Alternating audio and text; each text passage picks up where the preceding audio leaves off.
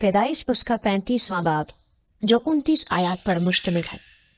और खुदा ने याकूब से कहा कि उठ बैत एल को जा और वहीं रह, और वहां खुदा के लिए जो तुझे उस वक्त दिखाई दिया जब तू अपने भाई ईसौ के पास से भागा जा रहा था, एक मसबा बना। तब याकूब ने अपने घराने और अपने सब साथियों से कहा कि बेगाना देवताओं को जो तुम्हारे दरमियान हैं दूर करो और तहारत करके अपने कपड़े बदल डालो, और आओ हम रवाना हों और बैतेल को जाएं। वहां मैं खुदा के लिए जिसने मेरी तंगी के दिन मेरी दुआ कबूल की और जिस राह में मैं चला मेरे साथ रहा, मसबा बनाऊंगा। तब उन्होंने सब बेगाना देवताओं को जो उनके पास थे और मुंदरों को जो उनके कानों में थे याकूब को दे दिया, और याकूब ने उनको उस बलूत के दरख्त के नीचे जो सिकम के नजदीक था दबा दिया। और उन्होंने कूच किया और उनके आसपास के शहरों पर ऐसा बड़ा खौफ छाया हुआ था कि उन्होंने याकूब के बेटों का पीछा न किया। और याकूब उन सब लोगों समेत जो उसके साथ थे लूज पहुंचा। बैतएल यही है और मुल्क कनान में है, और उसने वहां मजबा बनाया और उस मकाम का नाम एल बैतएल रखा, क्योंकि जब वो अपने भाई के पास से भागा जा रहा था तो खुदा वहीं उस पर जाहिर हुआ था। और इब्का की दाया दबूरा मर गई और वो बैतएल की उतराई में बलूत के दरख्त के नीचे दफन हुई, और उस बलूत का नाम अलोन वकूत रखा गया। और याकूब के फदान आराम से आने के बाद खुदा उसे फिर दिखाई दिया और उसे बरकत बख्शी, और खुदा ने उसे कहा कि तेरा नाम याकूब है, तेरा नाम आगे को याकूब ना कहलाएगा बल्कि तेरा नाम इसराइल होगा। सो उसने उसका नाम इसराइल रखा।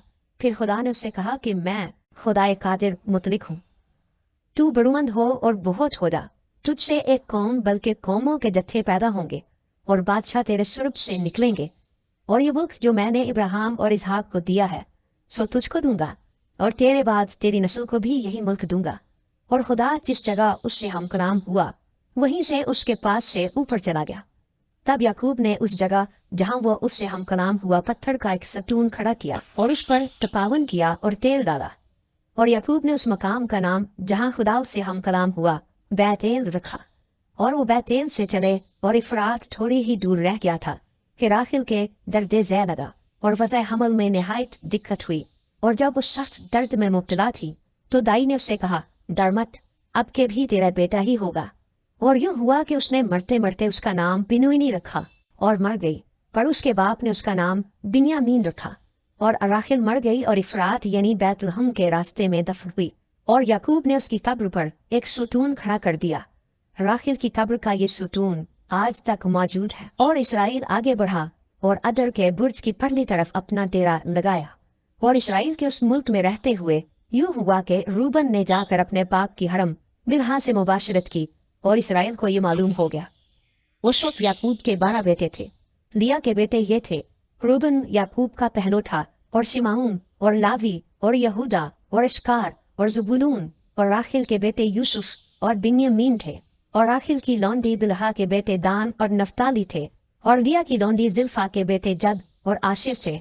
ये सब याकूब के बेटे हैं जो फद्दान आराम में पैदा हुए। और याकूब ममरे में जो क्रीत अरबा यानी हबरून है जहाँ इब्राहिम और इसहाक ने डेरा किया था, अपने बाप इसहाक के पास आया। और इसहाक 180 वर्ष का हुआ। तब इसहाक ने दम छोड़ दिया और वफात पाई, और बूढ़ा और पूरी उम्र का होकर अपने लोगों में जा मिला।